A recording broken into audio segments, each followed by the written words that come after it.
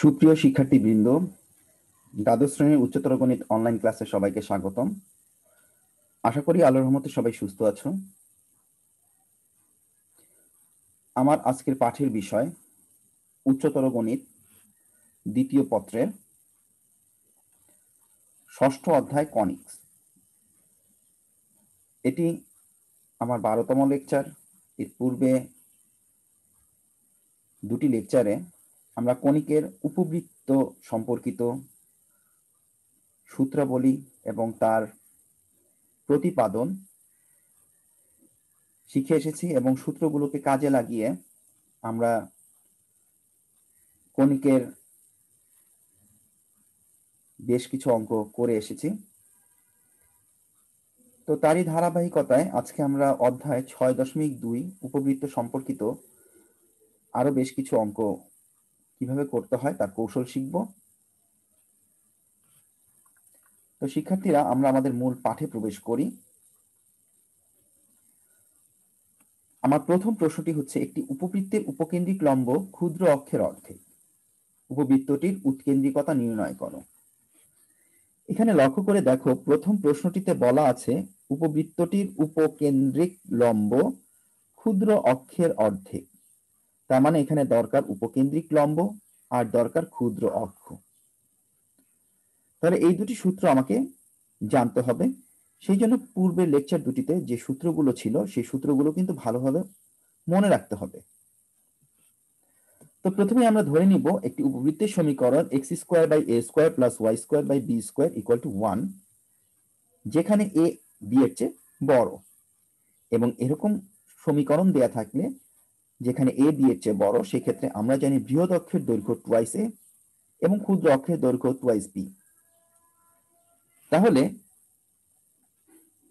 আমাদের প্রশ্নে যেহেতু ক্ষুদ্র অক্ষের দৈর্ঘ্য চেয়েছে, তাই আমরা ক্ষুদ্র অক্ষের দৈর্ঘ্যের সূত্রটা লিখে ফেললাম 2b, এবং উপকেন্দ্রিক লম্বের দৈর্ঘ্য সূত্র হচ্ছে 2b²/a, যেখানে a b এর চেয়ে বড়। যেহেতু প্রশ্নে বলা আছে উপকেন্দ্রিক লম্ব ক্ষুদ্র অক্ষের অর্ধেক, তাই ক্ষুদ্র অক্ষকে অর্ধেক করলে তা উপকেন্দ্রিক লম্বের সমান হয়ে যাবে। এখানে 2 এবং হাফের নিচে 2 কাটা চলে যাবে, অর্থাৎ এখানে b থাকবে, বাম দিকের অংশ রয়ে গেল। আমরা আর গুণ করে উভয় পক্ষকে b দিয়ে ভাগ করলে আমরা পাবো টুয়াইস b = a। এটাকে b এর নিচে ভাগ করে নিয়ে আসলে 2টাকে ডান দিকে সরিয়ে আনলে পাবো b/a = হাফ। সেখান থেকে আমরা স্কয়ার করব উভয় পক্ষকে, b²/a² = হাফ কি স্কয়ার করলে 1/4, এবং উভয় পক্ষকে আমরা 1 থেকে বিয়োগ করলাম। এই কারণে বিয়োগ করলাম কারণ বাম দিকের অংশটায় যদি আমি লসাগু করি তাহলে a² - b² / a² হবে। এই পুরো মানটা হচ্ছে আমার e² বা উৎকেন্দ্রিকতার বর্গের মান। আর ডান পাশে আমরা লসাগু করলে পাচ্ছি 4 - 1 অর্থাৎ 3/4, যাকে রুট করলে আমরা পাচ্ছি √3/2, অর্থাৎ এক্ষেত্রে আমরা উৎকেন্দ্রিকতা পাচ্ছি √3/2। তো আশা করি এই অঙ্কটি তোমরা বুঝতে পেরেছো। এইভাবে উৎকেন্দ্রিকতা আমরা বের করতে পারবো সূত্র প্রয়োগ করে। তাহলে একটি বাড়ির কাজ তোমরা লক্ষ্য করো। আগের প্রশ্নটিতে ছিল উপবৃত্তটির উপকেন্দ্রিক লম্ব ক্ষুদ্র অক্ষের অর্ধেক, এখন দেয়া আছে উপকেন্দ্রিক লম্ব বৃহৎ অক্ষের অর্ধেক। একটু আগে আমরা সূত্র বলে দিয়েছি বৃহৎ অক্ষের টুয়াইস a, কারণ সূত্রগুলো মনে রাখলে তুমি এই অঙ্কটি করতে পারবে। আর উপকেন্দ্রিক লম্বের দৈর্ঘ্যের সূত্র 2b²/a। এই অঙ্কটির ক্ষেত্রে আমাকে উৎকেন্দ্রিকতা নির্ণয় করতে হবে। তো আশা করি আগের অঙ্কটি পারলে এটি তোমরা করতে পারবে। আমাদের দ্বিতীয় অঙ্কে আমরা প্রবেশ করি। একটি উপবৃত্তের সমীকরণ নির্ণয় করো যার অক্ষদ্বয় স্থানাঙ্কের অক্ষদ্বয়ের উপর অবস্থিত এবং 2, 2 ও 3, 1 বিন্দু দিয়ে অতিক্রম করে। উপবৃত্তটির উৎকেন্দ্রিকতা নির্ণয় করো। এই ধরনের অঙ্কের ক্ষেত্রে প্রথমে আমাদেরকে ধরে নিতে হবে উপবৃত্তের সমীকরণ x² + a² + b² = 1। আমরা উপবৃত্তের সাধারণ সমীকরণটি লিখলাম, যেখানে a b এর চেয়ে বড়, এবং আমাদের বলাই আছে অক্ষদ্বয় স্থানাঙ্কের অক্ষদ্বয়ের উপর অবস্থিত এবং দুটা বিন্দু দিয়ে যায়, একটি 2 2 এবং অপরটি হচ্ছে 3 1, অর্থাৎ একটা বিন্দুর ভুজ 2 কোটি 2, তাহলে ভুজ এবং কোটি অর্থাৎ এক্স এবং ওয়াই এর মান যথাক্রমে 2 এবং 2 যদি আমরা 1 নং সমীকরণে বসাই, তাহলে সমীকরণটা এরকম দাঁড়ায় 2 স্কয়ার বাই a স্কয়ার অর্থাৎ 4 by a square, 2 square by b square অর্থাৎ 4 by b square equal to 1। এখান থেকে আমরা একটি সমীকরণ পাচ্ছি 1 by a square plus 1 by b square equal to 1 by 4। আমরা উভয় পক্ষকে 4 দিয়ে ভাগ করলাম। আবার সমীকরণটি যেহেতু 3 1 পয়েন্ট দিয়ে যায়, অর্থাৎ 1 নং সমীকরণে x এর জায়গায় 3 এবং y এর জায়গায় 1 বসাবো, বসালে আমরা এরকম পেয়ে যাচ্ছি 3 square by a square plus 1 square by b square equal to 1। এটাকে ক্যালকুলেশন করলে হবে 9 by a square plus 1 by b square equal to 1। এটাকে আমরা 2 নং সমীকরণ বসালাম। লক্ষ্য করে দেখা যাচ্ছে 2 নং সমীকরণের 1 বাই b স্কয়ার থাকছে এবং 3 নং সমীকরণে 1 বাই b স্কয়ার আছে। তাহলে এই সমীকরণ দুটিকে যদি আমি বিয়োগ করি, তাহলে এই b অংশটি বাদ হয়ে যাবে, শুধু a অংশটি থাকবে এবং ডান পাশে ধ্রুব সংখ্যা থাকবে। তাহলে আমরা বুঝতেই পারছি এই সমীকরণটিকে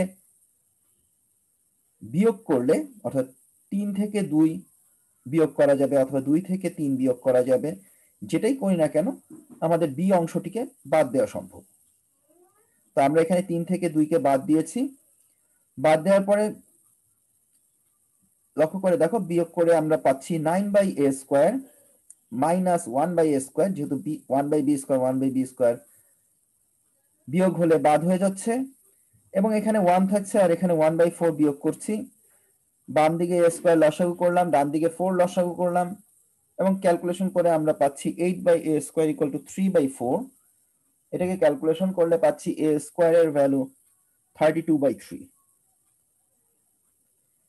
আমরা এই a স্কয়ারের মান পেলাম। এই a স্কয়ারের মান যদি আমরা 2 নং সমীকরণে বসিয়ে দেই, 2 নং সমীকরণটা লক্ষ্য করে দেখো, 1 বাই a স্কয়ার, এই a স্কয়ারের জায়গায় 32 বাই 3 বসালাম, plus 1 by b square equal to 1 by 4। এটাকে ক্যালকুলেশন করলে আমরা পাচ্ছি 1 বাই b স্কয়ার রয়ে গেল, এই 32 বাই 3 নিচে আছে, এটা উপরে চলে গেলে 3টা উপরে যাবে অর্থাৎ 3 বাই 32 আসবে এবং এটা ডান পাশে শিফট হয়ে গেলে মাইনাস হয়ে যাবে, অর্থাৎ মাইনাস 3 বাই 32। 4 এবং 32 লসাগু করলাম, 32 এখানে হবে উপরে 8 মাইনাস 3, কারণ 4টা 32, 8 আসবে এখানে মাইনাস 3। 8 থেকে 3 বাদ দিলে 5, অর্থাৎ 1 বাই b স্কয়ারের মান হচ্ছে 5 বাই 32। সেখান থেকে আমরা b স্কয়ারের মান ব্যস্তকরণ করে পাবো 32 বাই 5। তাহলে a স্কয়ারের মান পেলাম 32 বাই 3 আর b স্কয়ারের মান পেলাম 32 বাই 5। এটা যদি আমরা মূল সমীকরণ অর্থাৎ 1 নং এ বসিয়ে দিই, যে 1 নং সমীকরণটা ছিল আমার x square by a square plus y square by b square equal to 1, অর্থাৎ a স্কয়ারের জায়গায় 32 বাই 3 এবং b স্কয়ারের জায়গায় 32 বাই 5 বসালাম। স্বাভাবিক নিচে হরের এই 3টা উপরে চলে যাবে এবং এই 5টা উপরে চলে যাবে এবং ক্যালকুলেশন করলে আমাদের আসছে 3x square by 32, 5y square by 32 equal to 1। এখান থেকে আমরা পেয়ে যাচ্ছি 3x square plus 5y square equal to 32, যা আমাদের নির্ণেয় উপবৃত্তের সমীকরণ। তাহলে এভাবে আমরা উপবৃত্তের সমীকরণ নির্ণয় করতে পারি।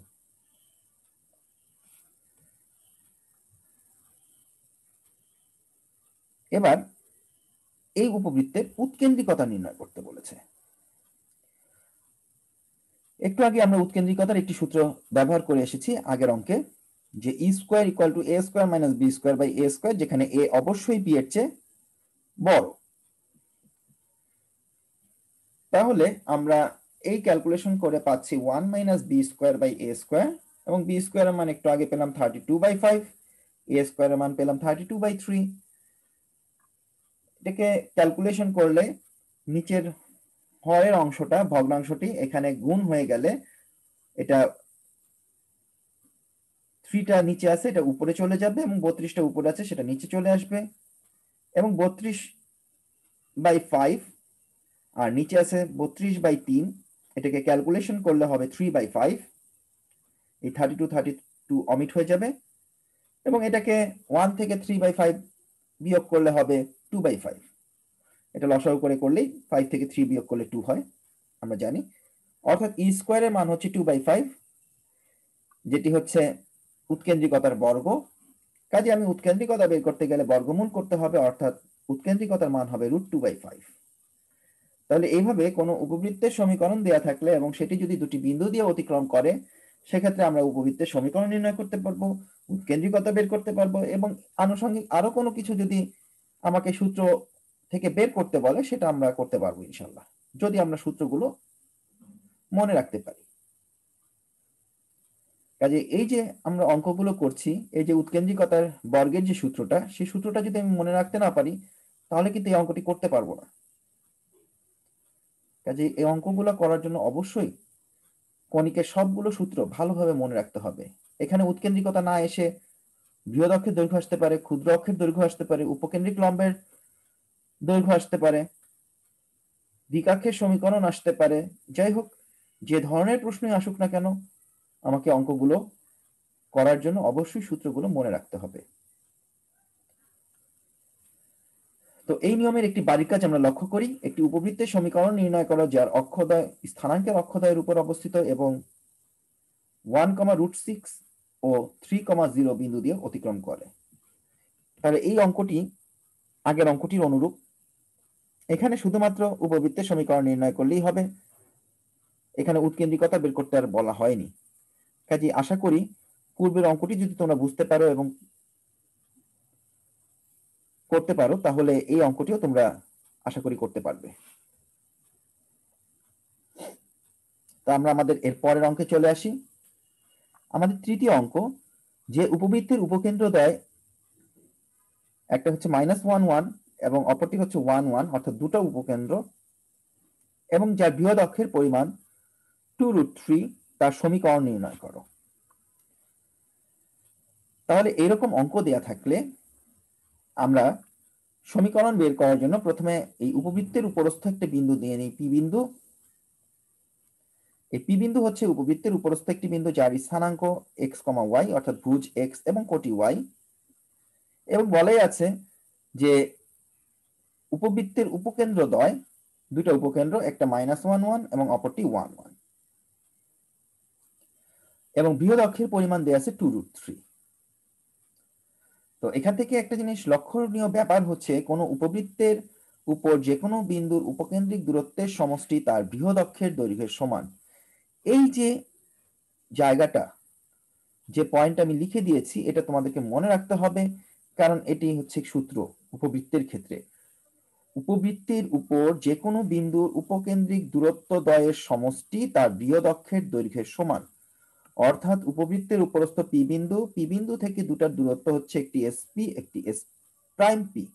অর্থাৎ এই যে দুটা দূরত্ব, এই দূরত্ব দুটার যোগফল তার বৃহৎ অক্ষের পরিমাণের সমান। যেহেতু এটা বৃহৎ অক্ষের পরিমাণের সমান, তাই আমরা এখান থেকে একটি সম্পর্ক নিয়ে আসতে পারি।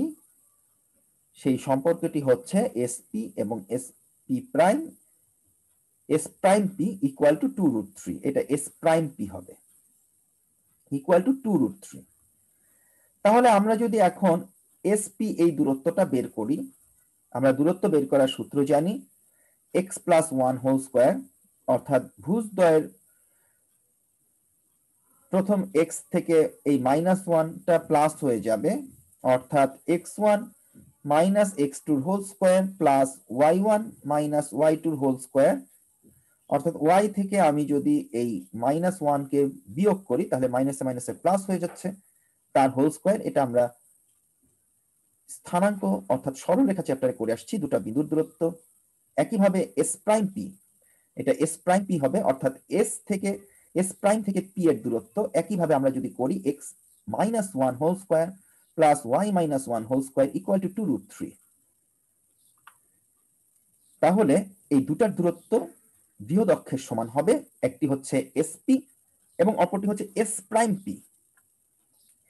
তাহলে এই ইকুয়েশনটা ক্যালকুলেশন করার জন্য, অর্থাৎ সমীকরণটিকে কিভাবে আমরা উপবৃত্তের সমীকরণে আনবো তা ক্যালকুলেশন করার জন্য আমাকে যে কোনো একটি বর্গমূলের অংশ ডান দিকে সরিয়ে নিতে হবে। এটা আমরা ক্লাস 9-10 এর উচ্চতর গণিতে এই ধরনের সমাধান করা শিখেছি সমীকরণ চ্যাপ্টারে।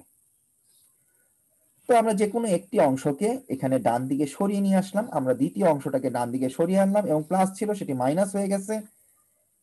এরপর আমরা উভয় পক্ষকে বর্গ করেছি এই রুটকে দূর করার জন্য। প্রথম অংশকে বর্গ করলাম, রুট এবং স্কোয়ার কাটা চলে যাচ্ছে, শুধু থাকছে x plus one whole square plus y plus one whole square. 2√3 কে আমরা বর্গ করলে হবে 12 প্লাস এই অংশটাকে যদি আমি বর্গ করি, বর্গ করলে রুট এবং স্কোয়ার কাটা চলে গিয়ে থাকবে x minus one whole square plus y minus one whole square. এবং যেহেতু এখানে মাইনাস আছে অর্থাৎ এ মাইনাস বি হোল স্কোয়ারের সূত্র হবে মাইনাস 2ab, অর্থাৎ 2 ইন্টু 2√3 গুণ করলে হবে 4√3 ইন্টু এই রুট সম্বলিত যে অংশটুকু রয়েছে অর্থাৎ root over x minus one whole square plus y minus one whole square. আমি রুটযুক্ত অংশটিকে এক পাশে রেখে বাকিগুলোকে পক্ষান্তর করে বাম দিকে নিয়ে আসলাম এবং বাম দিকে আনার পরে প্রথম এই দুইটা অংশ অর্থাৎ x plus one whole square plus x minus one whole square, এই প্রথম এই দুটি অংশকে আমরা লিখতে পারি 4x। অনুরূপভাবে y plus one whole square minus y minus one whole square, এই দুটোকে আমরা সূত্র প্রয়োগ করলে পাই 4y এবং এই পাশে 12 মাইনাস আকারে থাকবে এবং ডান পাশে আছে minus 4√3 into root over x minus one whole square plus y minus one whole square. তো শিক্ষার্থীরা লক্ষ্য করো এখানে 4 4 12 সবগুলোর মধ্যে একটা 4 কমন যাচ্ছে এবং ডান পাশেও একটা 4 আছে। আমি উভয় পক্ষকে 4 দিয়ে ডিভাইড করে দিলাম এবং পরবর্তী লাইনে এই রুটটাকে দূর করার জন্য উভয় পক্ষে বর্গ করলাম। বর্গ করলে ডান পাশে মাইনাসকে বর্গ করলে হচ্ছে প্লাস, √3 কে স্কোয়ার করলে হবে 3 এবং এই অংশটিকে বর্গ করলে রুট এবং স্কোয়ার কাটা চলে গিয়ে থাকবে এই ভেতরে x minus one whole square plus y minus one whole square, যাকে আমরা সরাসরি লিখতে পারি x square plus y square minus 2x minus 2y plus 2। কিভাবে আসলো? এটাকে a minus b whole square আর এটাকে a minus b whole square সূত্র প্রয়োগ করলেই আমরা এই অংশটা পাবো। আর বাম দিকে হোল স্কোয়ার করলে আমরা পাচ্ছি a square plus B square plus C square plus 2ab plus 2bc plus 2ca, ওই সূত্রটি a plus B plus C whole স্কোয়ারের সূত্র, যেটি তোমরা ক্লাস 9-10 পড়ে আসছো। তারপর আমরা গুণ করব, ডান পাশের এই অংশটিকে 3 দিয়ে সবগুলোকে গুণ করে সব এক পাশে নিয়ে আসলাম, একদিকে নিয়ে আসলাম এই কারণে আমাদের সমীকরণের ডান পাশকে 0 বানানোর জন্য। এবং যেহেতু ডান দিকে 3x স্কোয়ার আছে তাহলে বাম পাশের অংশটিকে ডান দিকে আমি সরিয়ে নিই, তাহলে 3x স্কোয়ার থেকে x স্কোয়ার বিয়োগ করলে হবে 2x স্কোয়ার। অনুরূপভাবে 3y স্কোয়ার থেকে y স্কোয়ার বিয়োগ করলে হবে 2y স্কোয়ার। 2xy বাম দিকে ছিল প্লাস, সেটা ডান দিকে চলে গেলে মাইনাস 2xy। 6x কাটা চলে যাবে কারণ দুই পাশে মাইনাস 6x, মাইনাস 6y ও কাটা চলে যাবে এবং 9 বাম দিকে প্লাস আকারে আছে, ডান দিকে গেলে মাইনাস 9 এবং যা 6 প্লাস 6 এবং মাইনাস 9 এই দুটাকে আমরা একসাথে যুক্ত করলে পাচ্ছি মাইনাস 3 ইকুয়াল টু 0। অর্থাৎ বাম দিকের অংশগুলোকে ডান দিকে নিয়ে আমরা বাম পক্ষে লিখে সমান সমান দিয়ে বাম দিকের 0টাকে এপাশে নিয়ে আসলাম। অর্থাৎ আমার সমীকরণটা আসতেছে 2x square plus 2y square minus 2xy minus 3 equal to 0। এখান থেকে আমি 2 কমন নিলে আমরা আমাদের উপবৃত্তের সমীকরণটি পেয়ে গেলাম 2 into x square plus y square minus 2xy minus 3 equal to 0। তো শিক্ষার্থীরা এভাবে আমরা বেশ কয়েকটি অঙ্ক দেখলাম এবং এই নিয়মের আমরা দুটি বাড়ির কাজ একটু বাসায় করার চেষ্টা করব। একটি উপবৃত্তের উপকেন্দ্রদ্বয় -1 এবং 5 এবং বৃহৎ অক্ষের পরিমাণ 8 একক হলে তার সমীকরণ নির্ণয় করো। এখান থেকে বোঝাই যাচ্ছে এই এস এবং এস প্রাইমের সাথে একটা পি বিন্দু এক্স ওয়াই যার স্থানাঙ্ক নিয়ে তাদের দৈর্ঘ্যের যোগফল বৃহৎ অক্ষের পরিমাপের সমান। এই সম্পর্ক দিয়ে আমরা আগের অঙ্কটিও করেছি এবং এই অঙ্কটিও করতে পারবো। এবং লক্ষণীয় ব্যাপার দ্বিতীয় অঙ্কে উপকেন্দ্রদ্বয় +-20, অর্থাৎ দেখেই বোঝা যাচ্ছে এখানে একটি স্থানাঙ্ক হবে +20 এবং অপর একটি স্থানাঙ্ক হবে -20 এবং বৃহৎ অক্ষের পরিমাণ 8 একক। তো উপরের অঙ্কটি বুঝতে পারলে আশা করি এই অঙ্ক দুটি তোমরা বাসায় করতে পারবে। তো শিক্ষার্থীরা বাড়ির কাজগুলো সঠিকভাবে করে তোমাদের বাড়ির কাজের খাতায় সংরক্ষণ করে রাখবে এবং আমি আবারও বলেছি যে যখন কলেজ খোলা হবে তখন আমি প্রত্যেকের কাছ থেকে এই বাড়ির কাজগুলো আদায় করব। তো অবশ্যই এখনই তোমরা বাড়ির কাজগুলো করে ফেলবে, নয়তো পরবর্তীতে তোমাদের উপরে অনেক চাপ পড়ে যাবে। সবাই ভালো থেকো, সুস্থ থেকো, তোমাদের সকলের মঙ্গল কামনা করে আজকের পাঠ এখানেই সমাপ্ত করছি। আল্লাহ হাফেজ।